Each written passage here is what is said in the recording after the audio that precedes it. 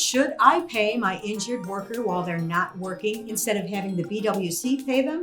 Stay tuned to hear a story about when not to pay salary continuation. Welcome to this episode of Increased Profitability Through Strategic Workers' Comp Management with your host, Bonnie Fraser. Salary continuation is when you pay your employees' wages when they're off work due to a work-related injury instead of having the BWC pay temporary total disability compensation. The BWC will want you to complete a C-55 salary continuation agreement. The agreement should be completed before the employee misses a paycheck, so you may feel pressured to make a fast decision.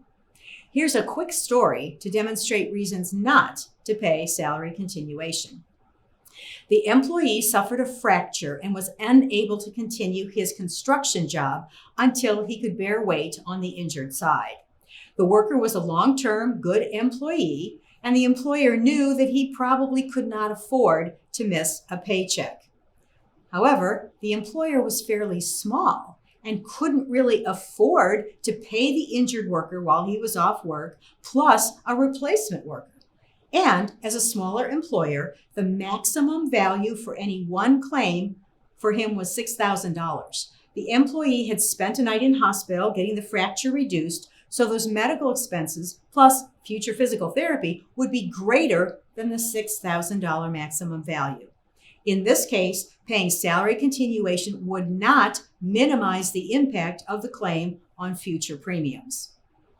And it would drain current dollars from the small employer. Maximum value is the most the BWC will include for any one claim in an employer's premium rate calculations. The lowest max val is $2,000 and the most is $250,000. There's a chart that shows the max val levels, which are determined by 4 years of an employer's payroll times the expected loss rates. You will need to ask your BWC account rep or TPA to find out your max val. If you anticipate dramatic changes in your yearly payroll, either more or less, your max val may change during the 4 years a claim impacts your premium rates. For example, if you plan to purchase all or part of another company, you will want your TPA to calculate the impact of combining the payroll for the acquisition into your present company to see if it changes the max val. A company is not welcome in discount group rating as long as it has a max val claim. Retrospective group rating, probably. Discount group rating, never. Here are your takeaways. Number 1, if the claim expenses will be greater than the maximum value, salary continuation won't help your premium rates.